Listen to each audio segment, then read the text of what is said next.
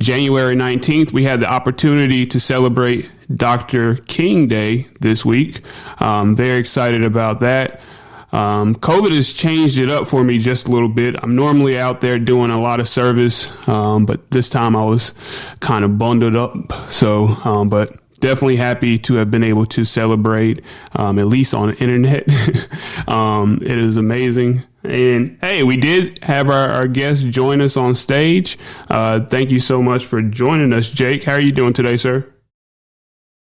Doing well. Can you hear me okay? Brother, I hear you just fine. Thank you so much for joining us. We are a little bit early, but if you're fine, I'm happy to go ahead and get started. What do you say? I'm ready when you are, man. All right. So, Brother Jake, please go ahead and introduce yourself. Let us know who you are, where you're from, what you got going on. And, we're just excited to jump into it. Just go ahead. Sure. My name is Jake McLeod with a company called EXO Freight. We have a couple offices, but I'm based out of Royal Oak, Michigan, which is just north of the city of Detroit, Michigan. A little bit about my background. I've been in, kind of the freight game, so to speak, since like 2007 or so. I'm kind of the beginning of the worst possible time to come into freight. So started at a company called ConWay Multimodal, which is now part of XPO, which I'm sure people are all very familiar with. Took my journey from XPO from ConWay to Ryder, and helped build out that brokerage there. Learned a little bit more about the 3PL world, optimization, full service leasing.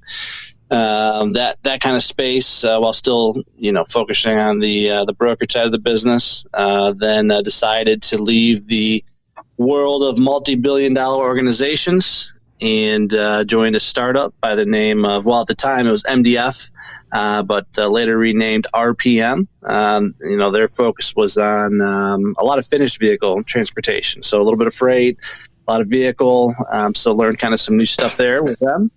And then, about a little over a year ago, left. Was doing some tech work, some advisory type stuff, learning some freight tech, seeing what's going on, and hooked up with a couple of the founders, Curtis and Chris Schreiber, and the rest is sort of history. We hit it off, and we had a shared vision about technology and execution. And really overlooked modes, the primarily being, that of specialized, right? So, flatbed, overdim, oversized, hotshot, that space that, has really gone pretty much, without any real shakeups, since I've been in the industry, but I've always loved the mode, loved the challenge, and it was really compelling. So, joined that team this past summer in like June or so of last year, and we've been growing and making waves out here ever since. All right. Well, hey man, welcome to the stage. Thank you so much for giving us that brief background. So we're talking about EXO Freight.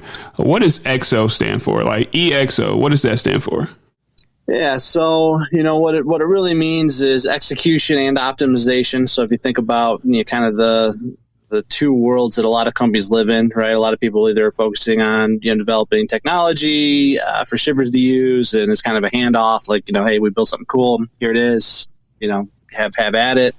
Or you have companies that really hyper focus on, really moving freight. They may build tools for themselves to help them do it better. Or they're just really good at, communicating and using, third party tools and executing that freight every day, or, throwing bodies at the problem, whatever it is. We've looked at the world a little different and said, hey, we want to be able to execute for our customers. We know there's a need for that. But we also know that a lot of our customers are jumping up and down looking for technology solutions too. And we decided to cover all those bases and build solutions for shippers, for carriers, and for our internal team.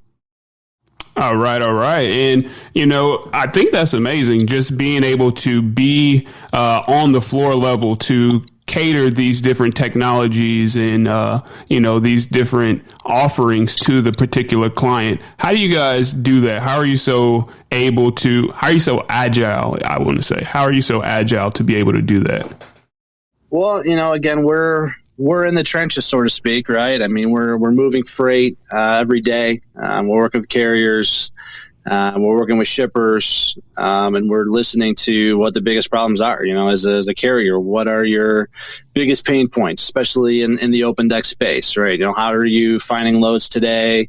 What is your experience working with shippers, with other brokers, with 3PLs? What are your what's your magic wand, right? If you had a magic wand and you could change anything, what would it be? And really listening and using that feedback. And the same goes for shippers, right? So getting inside of a shipper. And yeah, that's great. We can execute, we're moving freight, but is that moving the needle for them?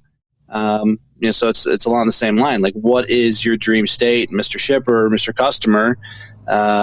Is it, getting off spreadsheets, getting off email, having some extra visibility, having the ability to integrate your private fleet, maybe a dedicated fleet, maybe some asset solutions you have with, a broker or a 3PL solution.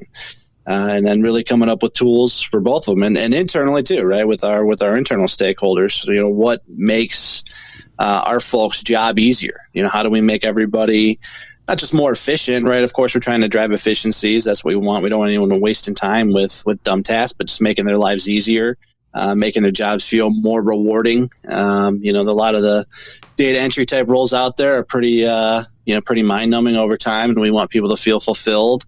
And that's how we look at technologies, how to make people feel empowered and fulfilled, and we build around them. Yes, sir. Yes, sir. Okay, so we have Chris and Curtis. You hooked up with them, but, before that, they already had this concept. Like, what are their roles? Like, how do they kind of work together? What's their synergy like? Who does what? And, how did you fit into that picture? Yeah, so oddly enough, they're twin brothers who both happen to be in freight for whatever reason. That's what they fell into. Curtis went into the Air Force after high school, so he was kind of busy traveling around. Chris was operating this business. They had started freight brokerage. They had really focused on, again, kind of a niche mode, right? This power-only transport. So if you think about preloaded trailers, utility trailers, again, just overlooked modes that, you don't hear people jumping up and down trying to get, business from. These guys embraced that and built a nice little business around that. I think at some point for them, the daily grind of just a small brokerage with just a couple individuals who's in the Air Force. I think it became less compelling than looking at some of the freight tech solutions that were out there, right? So they actually both joined a company by the name of Parade. Had a chance to really explore the tech side. Chris became a full stack developer. So he's our CTO. He is the head of technology. He runs all our development teams. He is the guy. And Kurt learned how brokerages operate in North America. Right, got to see what was working, what wasn't. Again, noticed a lot of modes at these brokerages really went underserved, like the open deck mode that we're focused on. And we just decided to leverage, the freight matching, the idea of marketplace, the idea of, visibility and transparency, and doing this a lot differently than others, and being hyper focused in that flatbed mode. That led them to, basically unmothball the old brokerage that they had still sort of operating in the background. And that's when I came along and we rebranded and relaunched in the summer. I think in July is when we launched everything as EXO Freight. Okay, great. Thank you so much for going through that. I want to talk more about EXO Freight, and I also want to highlight some of the parts of your background, just because I think that you have a lot of great experience. But just so that we can go ahead and get it out there for the carriers who are listening, or the carriers that will be listening in the near future. All right. So how much do you require for cargo insurance in order to work with you guys? So we're a little flexible because that really depends, right? It depends on the value of the shipment that someone would be hauling. The bare minimum you're looking at is $100,000 in cargo. We carry a higher contingent policy ourselves, so we're always making sure we're covered.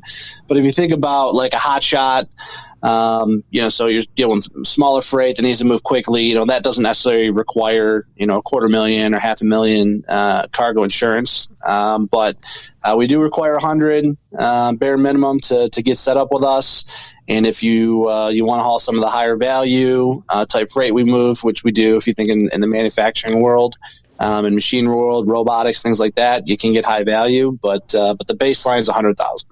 Okay.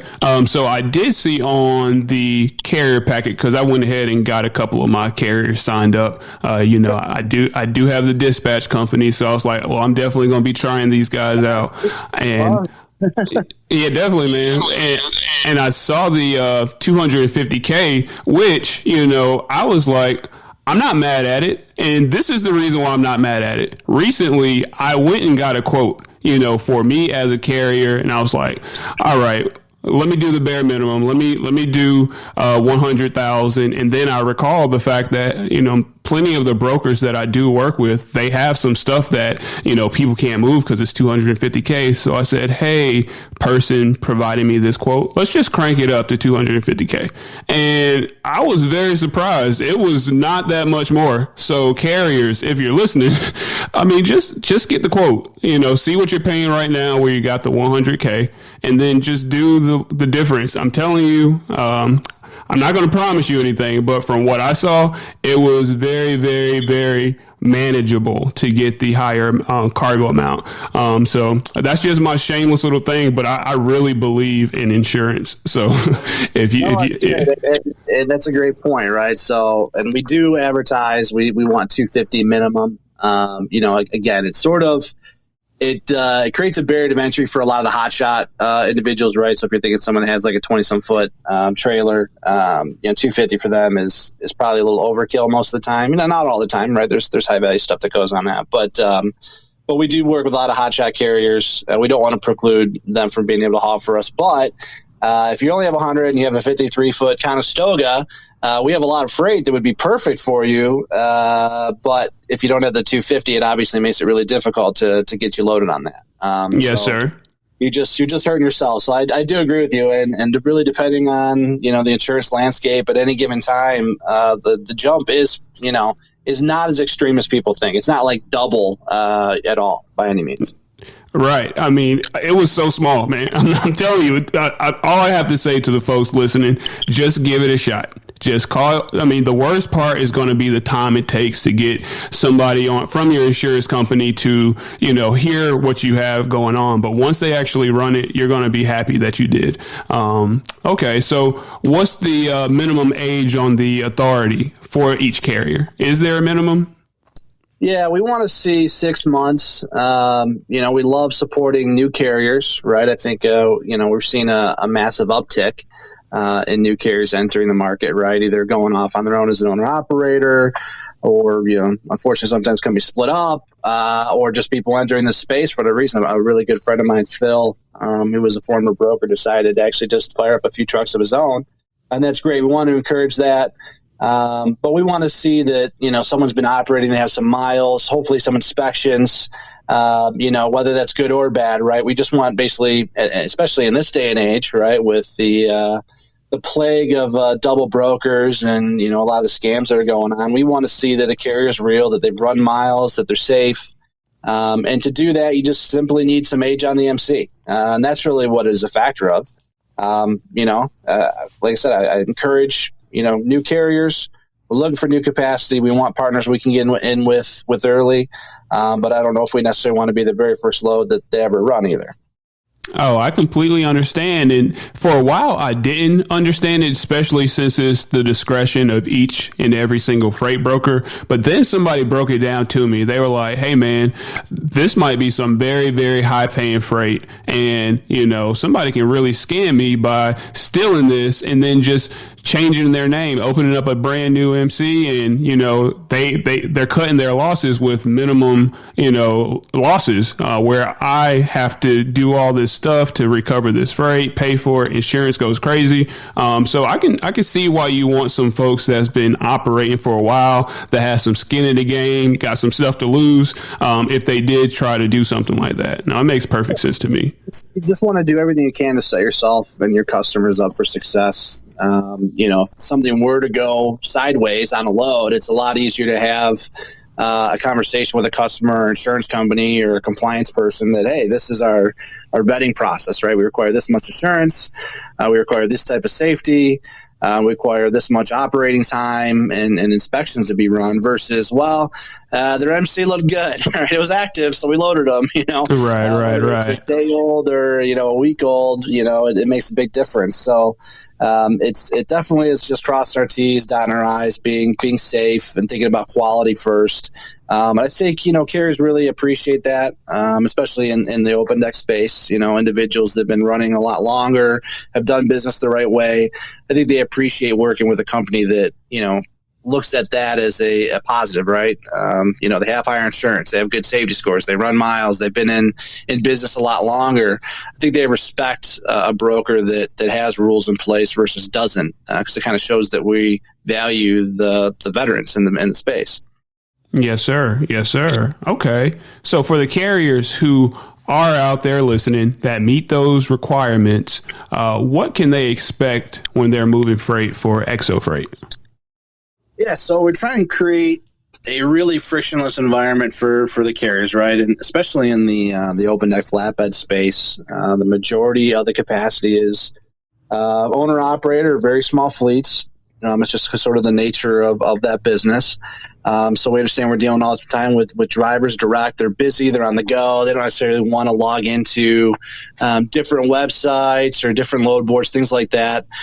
So we're creating tools that eliminate a lot of that and doesn't disrupt their typical day, right? So if you think about, we're putting loads in front of them that they want to see, right? And that can come via text message or email or however they want to receive it. But we're saying, hey, you've indicated you like particular lanes, or you've run lanes for us in the past and had some loads for us in the past that resemble some freight we have now. Is this something you'd like again? And we allow carriers to self-service, say, yeah, I'd like to book that. I can meet these requirements, or I can't, but here's my alternative. And they can respond, through like an email or, kind of through our system if they really want to go that route. But really making it very easy, for those drivers and small carriers to do business with us instead of asking them to do additional things, right? Because it gets tiresome when you think about how many apps are out there, how many different load boards, how many different, specific company websites. It gets overwhelming, and you kind of get lost in the crowd, so to speak, right? Yes, sir. Okay. Yeah, that makes perfect sense. I love the fact that you're trying to simplify the things for the driver who already has so many challenges and obstacles to face and overcome doing their job every single day. So if you're making it easier for them and that's your goal, and you're trying to make it frictionless, I think that's a win-win for everybody. Absolutely. And then we're not lost on, there's, I guess, like this two sides that people feel that there's sort of like this traditional brokerage or this digital brokerage, one that's heartless and it's just about efficiency, and one that's, a little more relationship or a lot more relationship building and sort of that hustle. And you have that one individual in the office that you work with, and that we're a bit of a mix, right? So if you think about, the traditional carrier sales roles that existed out there where, it's somebody just hustling freight every day. We've kind of created some roles that are more, their job is to go out and get capacity. Just introduce EXO to carriers. Just call carriers, get to know about what they want, what they're interested in, introduce EXO, run some freight that we have by them. Are they interested in something regular? We have a lot of density with a lot of the customers we run where it's very regular. And instead of worrying about the load that's in front of you that day and just running this spot game, right? That day trader hustle, being a little bit more thoughtful in your approach to carriers, trying to create relationships that are based on long-term needs for everybody, the interests of both parties. And we found a lot of success in that. And what's neat with that too, in terms of how we react or interact with some of our shippers and customers, is we've really then locked down some capacity that's no longer available on the open market, right? If you think about some of these smaller fleets, 1 to 10 truck operations, we've made these calls, we built relationships. They're running those trucks, maybe 70% of the time for their own customers they work with directly. And the other 30% is EXO. We're filling those voids for them. Maybe we fill a lot of backhaul needs that exist. Maybe there's just some trucks they've invested in or brought owner ops on that because we have enough freight to keep them busy. Well, that individual carrier, they're no longer on load boards posting their empty trucks or calling their other brokers they've worked with or working with some of these other tools that are out there because they're just busy running freight for us. So it's a cool way to capture capacity. It keeps carriers engaged, saves them time and effort from having to, again, kind of be part of that daily grind, that daily hustle. And it gives us an edge when we go talk to customers or potential customers. Yes, sir. There's nothing better than being able to run a load with a broker than being able to run that same exact load next time it comes up, and that broker is the one reaching out to the carrier to offer it. That makes me feel so great as a dispatcher. It says we did our job well, and now we're the preferred carrier to run this lane. So, I think it being so, early in you all's career or tenure, your company history, that you're going to have a lot of carriers that want to, develop and grow with you. And when you get new lanes, be able to grow their fleet to, fill that capacity as well. Or at least that's the goal for most of the carriers, at least that I dispatch for. It's really exciting to be able to see small businesses grow. It kind of sounds corny, but, I saw it live, my previous jobs too, where I worked with smaller fleets. There were 3 to 5 trucks. And the right customer freight came around at the right time. And, and some of those carriers I still am in touch with, they grew their fleets to 50, 60 trucks, right? All their own equipment. They were just a little small mom and pop, and we just partnered with them, got strategic. They made some bets and took some risks on us and vice versa. And it just worked out. It was mutually beneficial. And, I love doing that. I love creating, business for everybody, creating wins, right? I always call it like the win-win-win, right? Win for everyone. And helping small business grow, helping carriers grow. I love to see it. Love giving people jobs. It's part of the, my passion for this business. So, yeah, I think you hit it right on the head is really, getting those relationships now because we're all going to be very successful in the future. Yes, sir. Yes, sir. And you say you like giving jobs. Do you feel like you guys are in hyper growth mode just yet? Yeah. It gets overused a lot, so I don't want to downplay, anyone's growth. I mean, anytime you're growing a company, I don't care if you're going 10%, 20%, whatever it is. That's success. And a lot of people are growing right now. I think the market and the environment allows for it, which is great. But we need to make sure that we're growing smart. We are growing very fast. We do expect, to continue that pace.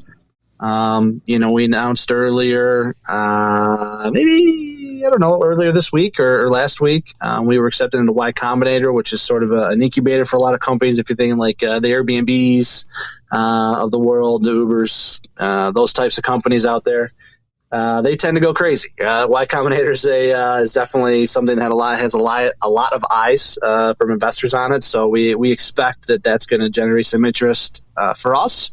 And obviously, once that happens, the expectation is hypergrowth. So we're currently in it, and it's going to be 10x, even beyond that here probably in the next coming months. Oh, man, I love to hear it. And congratulations. I saw that. I was smiling from ear to ear. I was like, I know that's going to bring so much, attention, and people who want to be a part of it and, even more investors. So congratulations, brother. Thank you very much. I appreciate that. Yeah. We are very excited, to say the least. Yeah, man. And you said something that I felt like I wanted to kind of hone in on. You said that you're growing smarter. And the fact is, it can be kind of fun with that adrenaline pumping to do that daily grind. I'm slinging freight on, spot market, but growing smarter. What does that mean to you? And you kind of touched on it, but what does that really mean to you, growing smarter as you kind of forecast that you're about to grow kind of fast? Yeah, absolutely. I mean, I guess it means a few things, right? Because there's human aspects to a lot of this business too that I think can get overshadowed. And it's thinking about, the people that helped build the company early, the people that took the bet early and are willing to come on board and have the same passion that you have. How do you make sure that those people are awarded, that there's homes for everybody as you grow, right? It's so easy to sort of get lost, or people to get lost in sort of the excitement once you're blowing up and going crazy. And we don't want that to happen, right? We view everyone that came on early before anything, before, even now, right? People are still taking really kind of a risk, although I'd argue now that it's a much safer risk than it was, 6 months ago. But, it's how do you make sure they feel rewarded if they're part of something? And then, growing smart is how are we going to do business better for everybody, right? We don't want to scorched earth anyone. We want, to be really good partners with carriers, with of course our customers, and how do you remain sticky with those customers, right? How are you going to build business that it's almost easy, right? I know there's people probably listening that may take it the wrong way, but it's almost easy to get business right now, especially in this environment, right? It's fairly easy to get in the door, get opportunities. People are willing to take more chances now more than ever on anybody that comes to them with a good story or maybe a flashy solution, right? But getting those customers to stick around long term, to really execute for them, to create a real partnership with them, that's something special, and that's really growing smart. Creating a flashy solution that there's really nothing behind it, you're going to be seen through eventually. It may take some time, but you'll be kind of found out. So you want to make sure that you're growing smart, you're doing the right things, you're being a good steward to the industry. You're creating a good, strong business, and you're doing things the right way. And I think that we embody all those things, truthfully. Yes, sir. Yes, sir. Hey, man. You actually, you said a lot of things that I agree with wholeheartedly, and it even echoed some of the things that I heard today on the FreightWave Sales and Marketing Summit. I believe that Grace Sharkey was leading a conversation, and it was that exact same answer of, getting sales is, it's okay. You can do that. This environment, you can do it, but what about afterwards? Like, how are you actually going to service that customer? And, that is a part of growing smarter, so that once you do get that business, it's lifelong business, which kind of like leads me to a question. What do you feel like is a better indicator of, a shipper or a manufacturer being quote unquote an institutional customer, something that you grow and build around? Is it the rates that they pay for whatever you're moving, or the volume, or is it a combination? Like, what do you think? Well, rates these days, right? Freight needs to move, and there's a market. And I think that, we've learned in the last 18 months that there's a rate to move things at, as dumb as that sounds, right? There's no one really probably buying under market these days. I think it existed for a long time in the past, just because there's always been a need one way or another, right, to reposition, or just as maybe it's a loss leader type play, or there's, hey, we need to get involved in contract business to have access to the spot, right? There's a lot of enterprise shippers that require you to own whatever, 10, 15, 20, 30 contract lanes that may be 10, 20% below market, but it gives you access to their spot board, which is obviously much more lucrative when you're moving, same day freight. So, I think there's still instances of that existing out there. I consider all my customers good customers, if that makes sense. I think we're fairly seasoned enough in the industry. Most of us right now have been through enough where we can recognize what, I'm not going to say a bad customer, as I don't think that necessarily exists. They're a good customer for somebody, but maybe not a fit for us. And having those discussions, either, hey, we're working together. There's an incongruence, right? What we represent and what we're doing, what we're about, is maybe not jiving with what, your goals are. Can we align that? Can we have, really high level discussions and be honest with each other and, make decisions that are tough or unusual?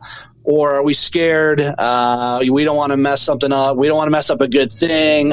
We really need the revenue. We're scared to make tough decisions. That's where things come down to, where people get in really bad positions, taking what some would call bad freight. But I think you just have to have really clear channels of communication with the customers. You have to be honest. Sometimes things aren't a fit.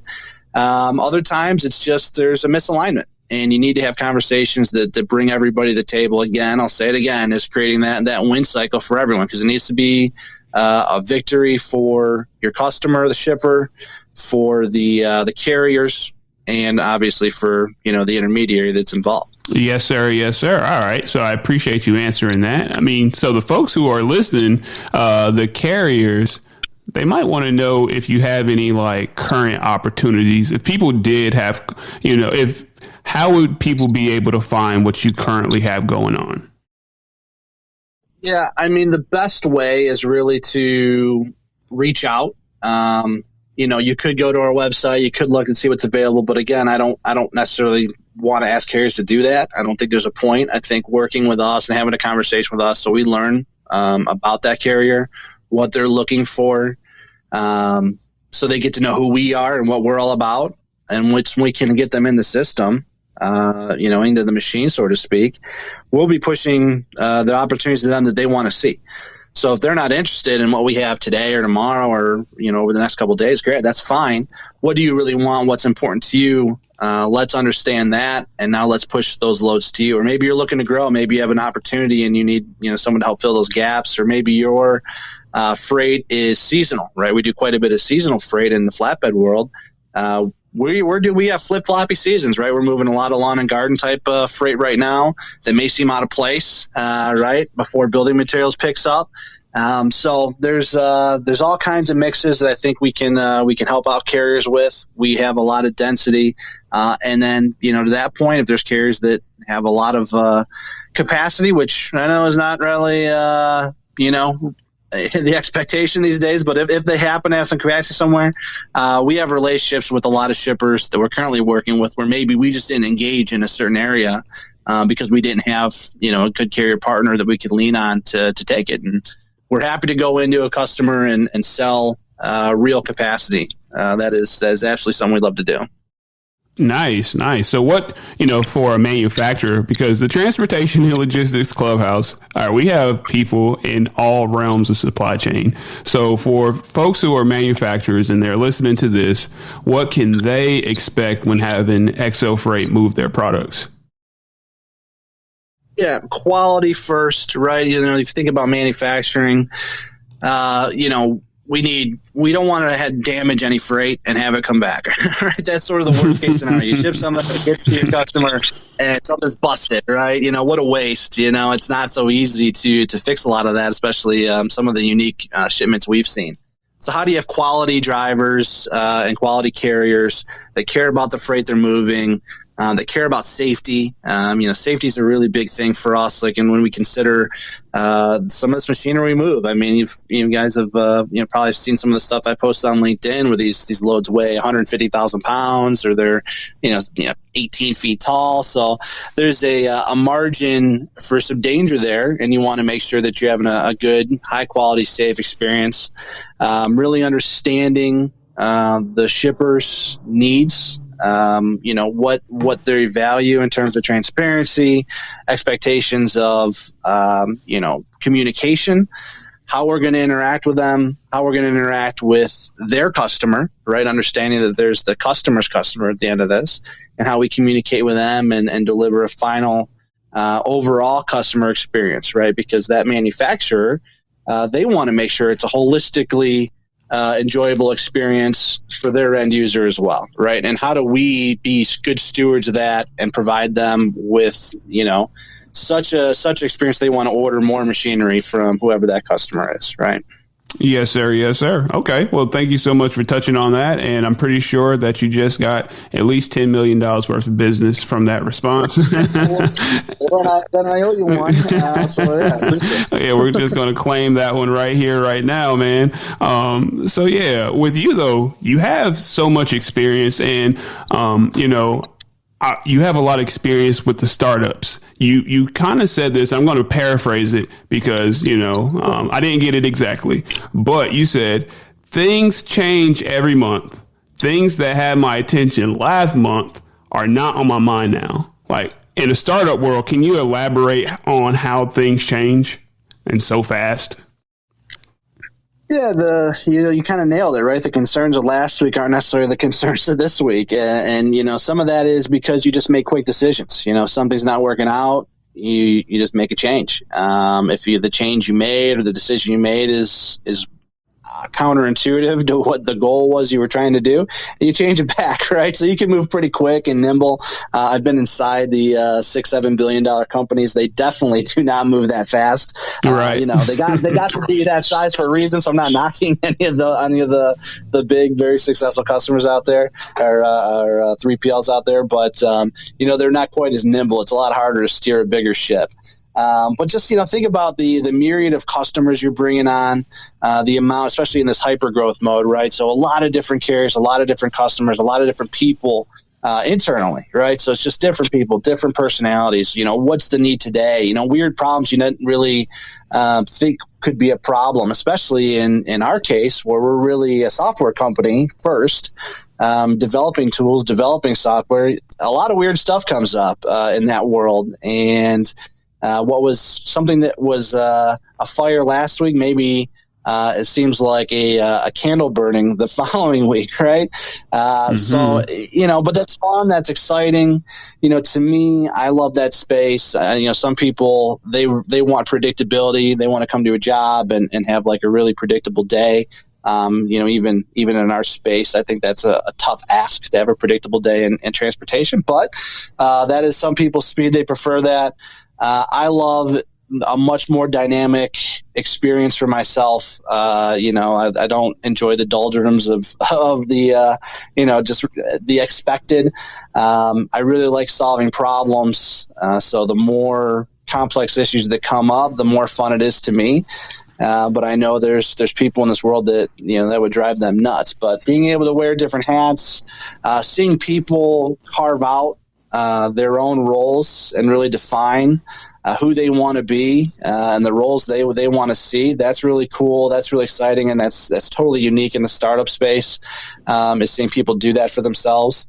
I think you give people a much bigger opportunity that are not expecting a quarterly review, a 1% raise, and a promotion dangled in front of them, a carrot on a stick that may or may not happen in the future.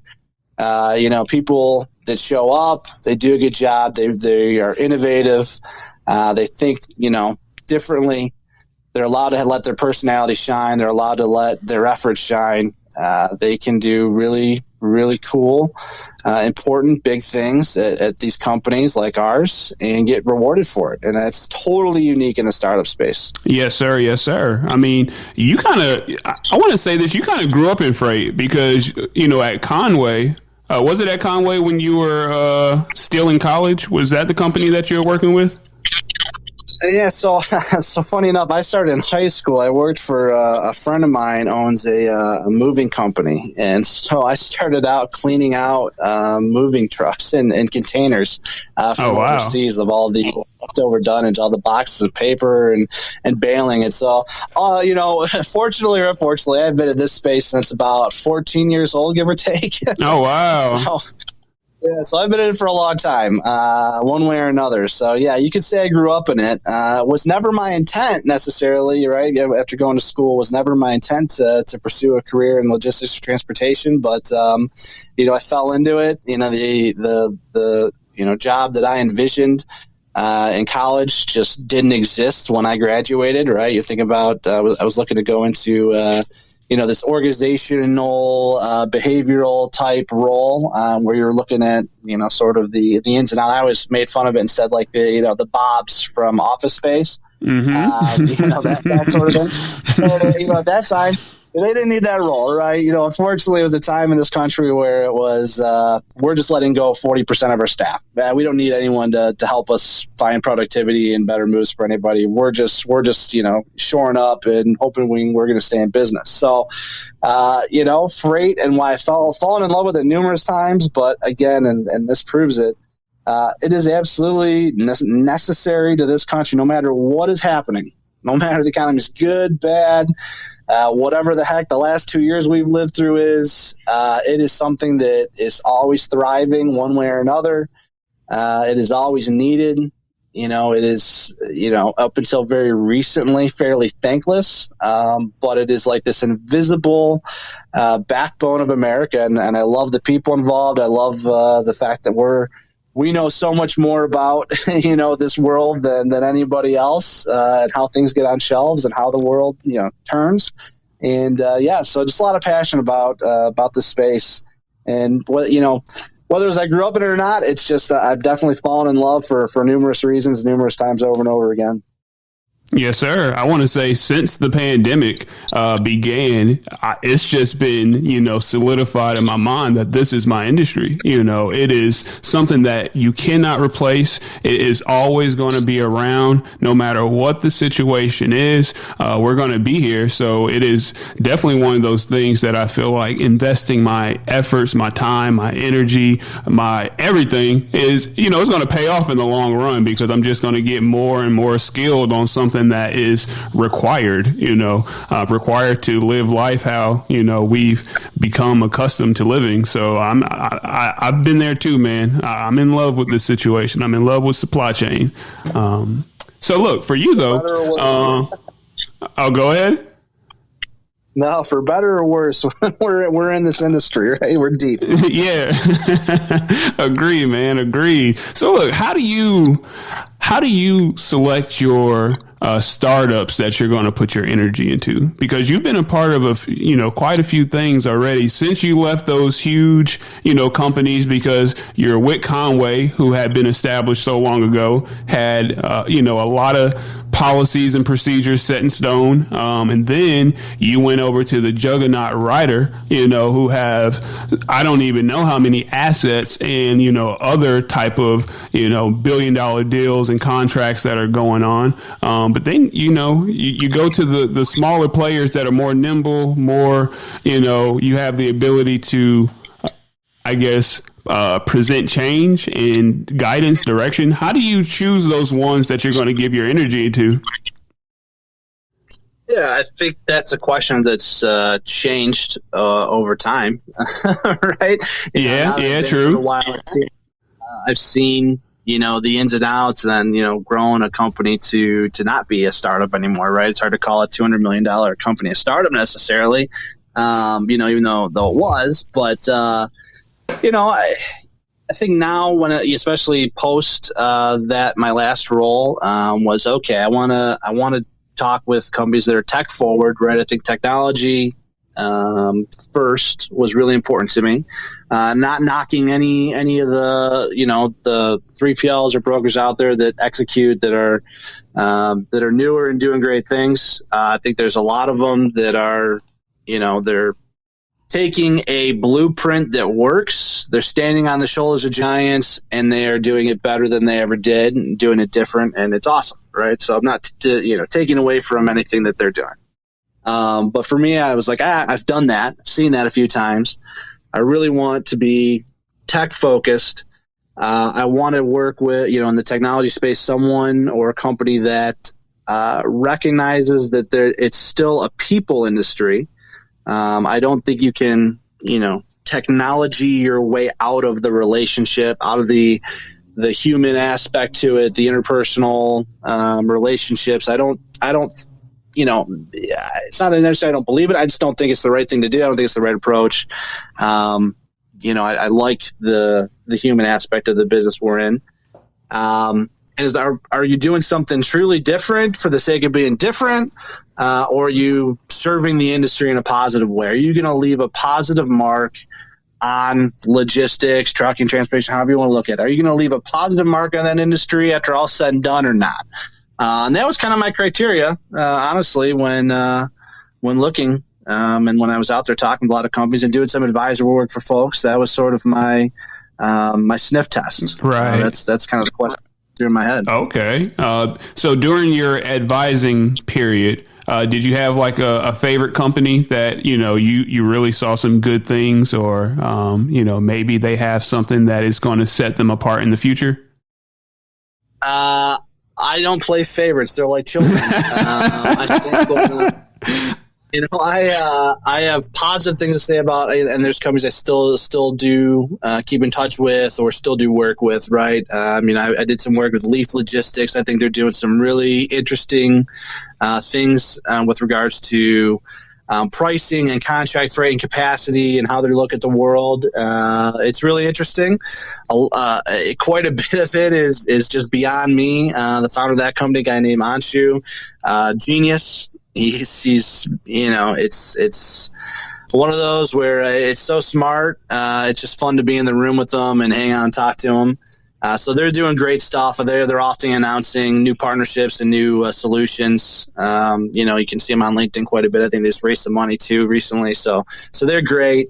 I worked with a few visibility tools, Shane, and recently VendorFlow. VendorFlow is doing really cool stuff now with communication, how to communicate with drivers on their platform, their preferred platform. So if you think about a dispatcher behind a desk, that maybe has different owner operators or just drivers that are using WhatsApp or Kik or whatever, WeChat, whatever communication they use. How do you reach all those drivers from behind a desk, right? And maybe give out location updates or DOs or files or whatever you need, and how to reach them all. So that's a cool problem that VendorFlow's out there solving.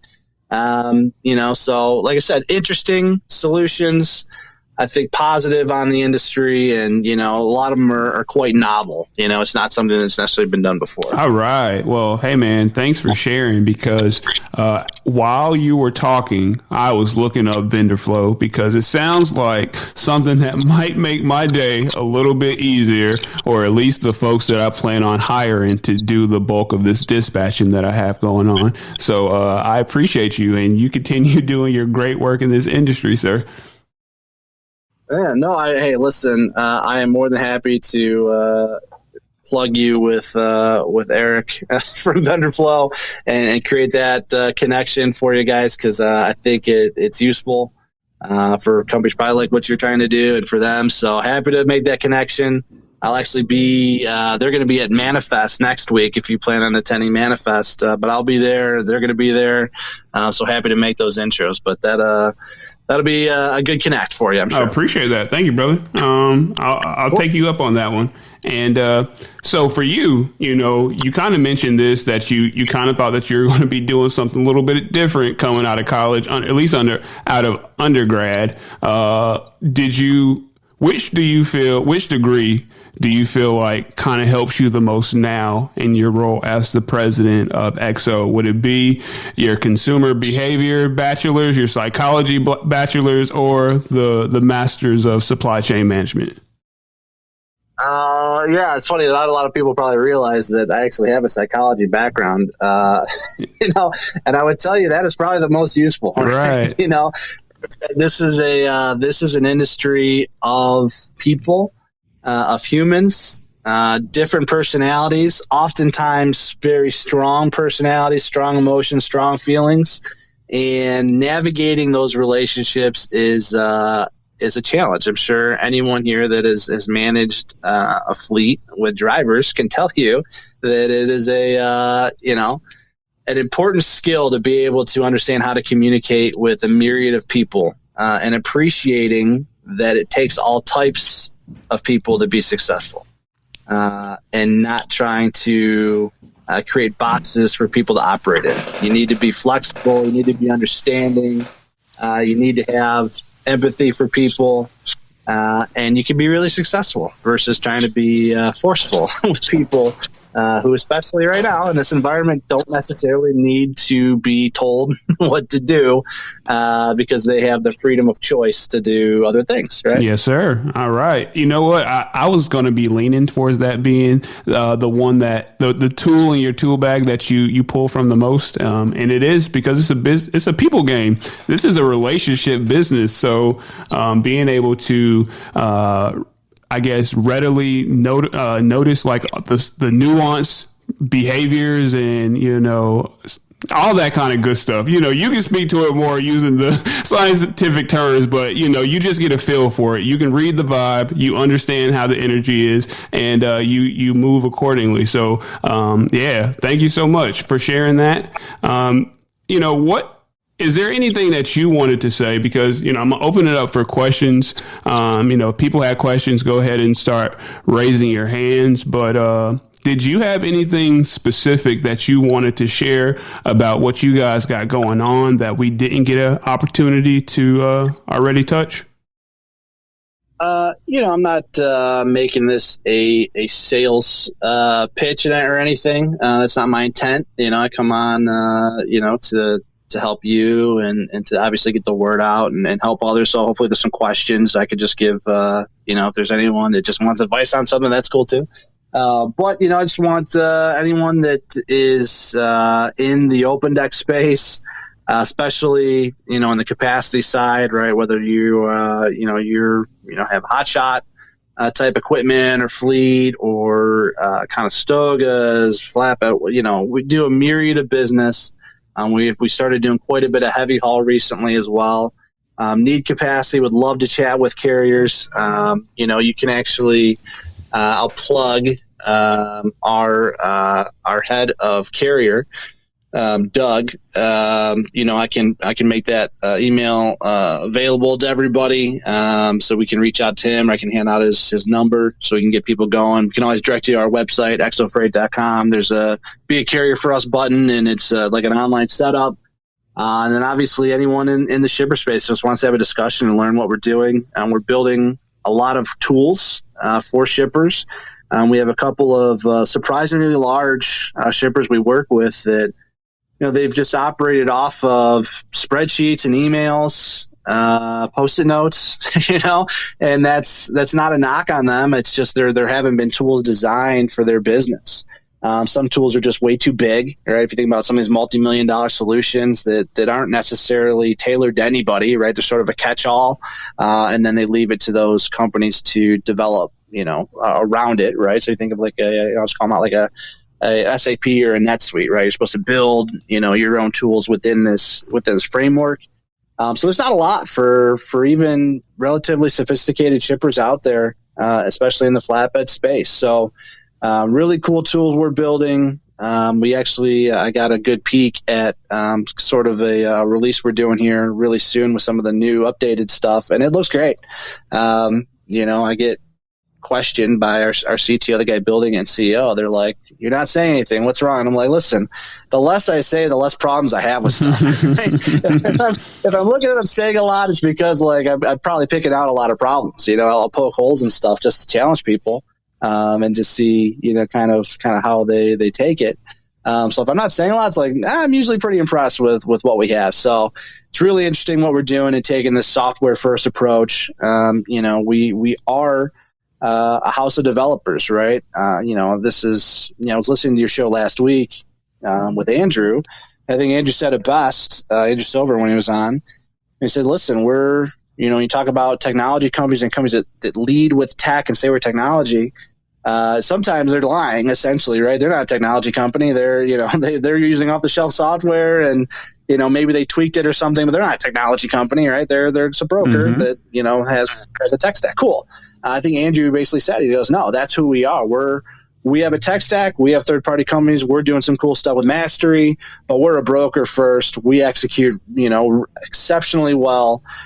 This is who we are. This is in our blood and our DNA, right? He, was very honest about who he is. And obviously they've grown wonderfully and they got a great deal done with ARC and, awesome. Great for them. Us, on the other hand, we're saying, no, we are a software company. We are developers. We are building tools constantly to make carriers' lives easier, to make our shippers and customers' lives easier.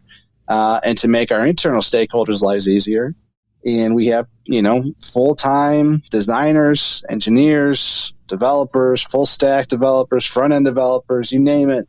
That is the majority of our employees. It is not 200 people banging, on calls trying to find same-day freight or same-day carriers to move that freight. So passionate about who we are and the approach we're taking. It's definitely different. Really excited as we move into 22 here. Already had a ton of response from the industry. We're onboarding a lot of new customers. It's very exciting. It's part of that startup life again. You said why is last week's problem not this week?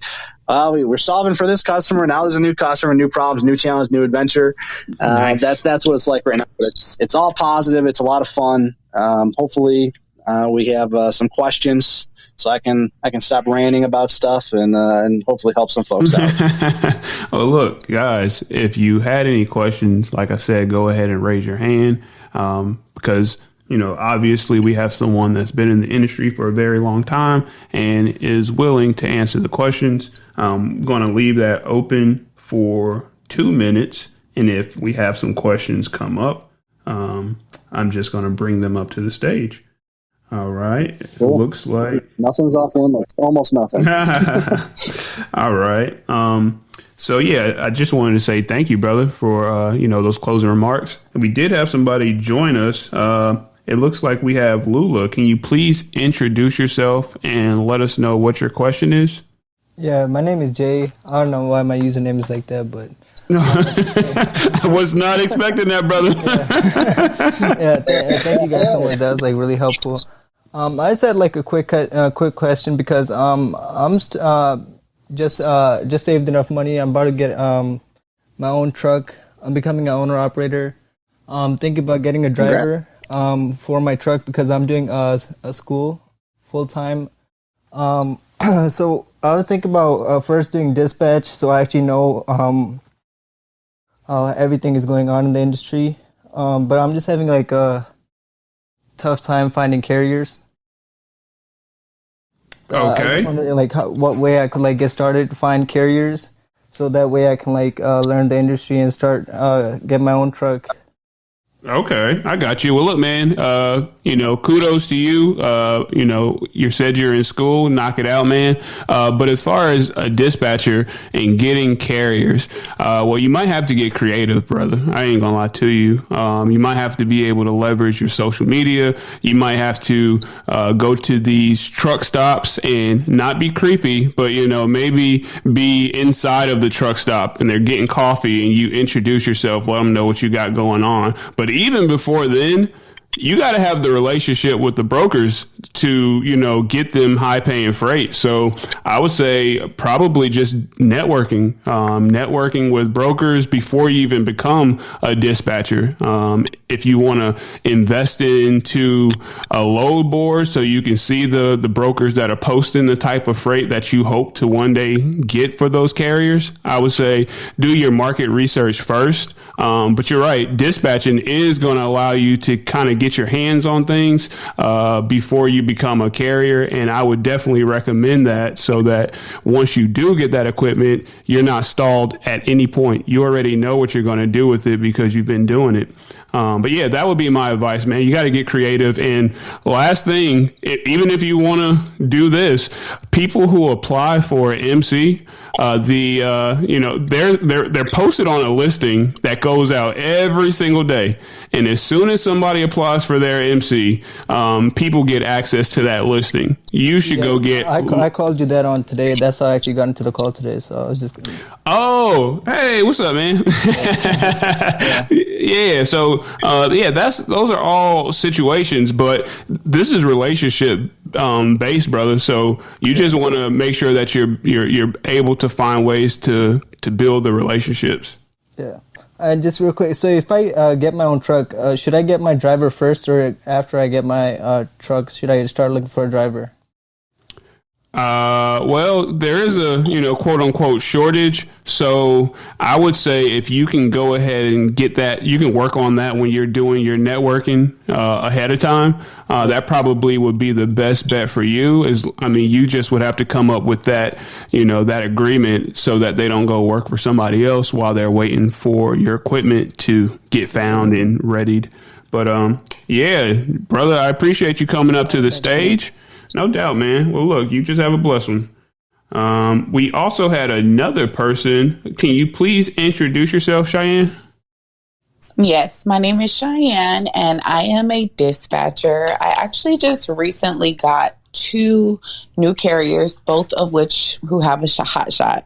So this was like perfect timing for me. But I just wanted to get some more information about what the typical rate per mile is on you guys is the freight that you have, so that way I can get an idea of if it's something that's going to be a good fit for my carriers. And also because I am a dispatcher, if I have multiple carriers, I know that I would need to do a carrier agreement for each of them, but how would I be able to navigate, since it's not a load board, I'm assuming from what I gathered, how would I be able to navigate basically having someone that can contact me directly to book loads for multiple carriers?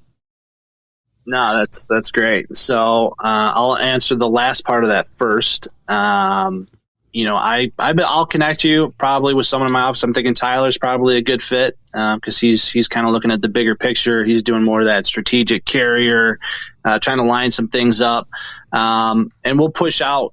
Whatever you talk to him about, you're like, hey, I think I just had this conversation with Jory last week about some straight trucks. Here's the 3 lanes that we get out of the Northeast going back to Cleveland. Are these fits? Cool. We'll get that plugged in. Then all that freight you'll always have visibility to. Again, you can do it via email or however you want to communicate with us. That'd be the easiest, I think, in my opinion, instead of having to go to a different load board. You can feel free to come to our website and look for freight. I will never, push anyone to do that because, again, I want to put things in front of you and make your life easier because it's not an easy job what you're doing. And I know it's all about time and making that time worth it. As far as a typical rate, do typical rates exist anymore in this business? That is a very tough one to answer. So, hotshot these days, that term doesn't even have meaning anymore because I've seen, 20 foot up to, 40 foot flatbed and all kinds of different things they can do. But no one is getting underpaid in this market.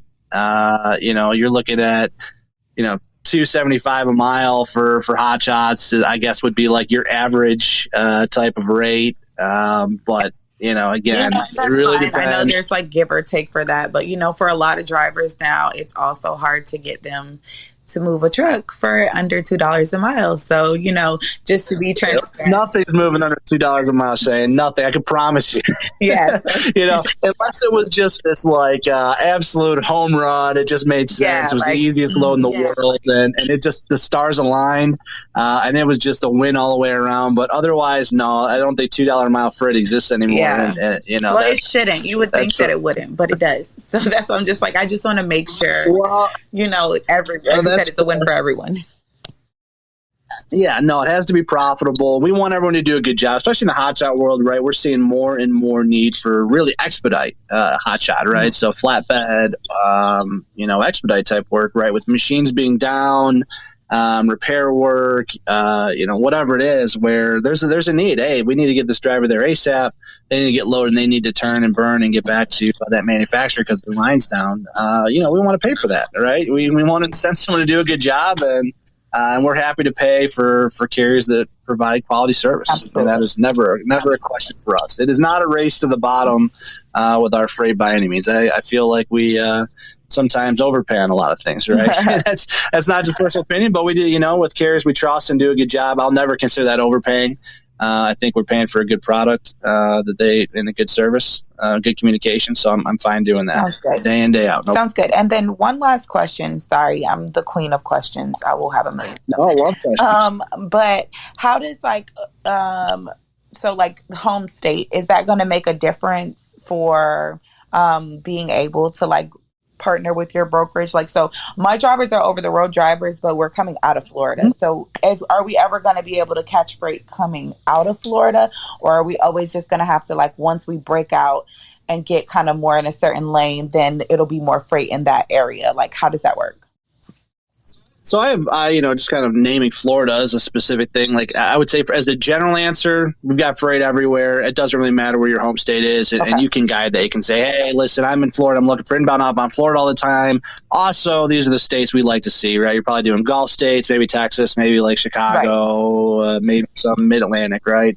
We plug those in. You'll see freight in and out of those areas. But as far as Florida goes, hotshot wise, I don't know if there's a ton of Florida that comes to mind, but for 48-foot flatbeds, if you have any of those in your stable, we do a ton of intra-Florida and Southeast and Gulf State freight. So would 100% love to chat about having some connection across city Florida all day. Loads coming to my ears. So I would love to connect and get you going. All right. Sounds good. Thank you so much. Yeah, you're very welcome. All right. So thank you again, Cheyenne, for those questions. I was about to say that question. Those questions. I appreciate you, utilizing the fact that we have somebody that's hitting right here and willing to share his expertise and opportunity. So thank you so much.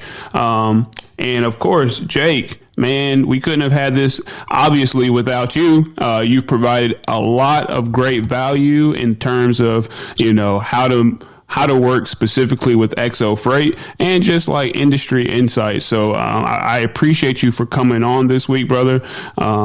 If there's ever anything I can do, just know that I'm going to do it to plug you guys. That's just how I operate. And, from here, we did turn off questions, so we're basically wrapping this bad boy up. And I know I asked you if you had something to talk about or close with, and you let us know who you guys were. Did you have something that you wanted to say right now? Email me if you have any questions, you want to get moving freight, you want us to move your trucks, whatever it is. My email address is the simplest, and I will 100% respond and get you to the right team. It's jake@exofreight.com, exofreight.com. Super simple. Would love to hear from anyone and everyone. So please feel free to reach out.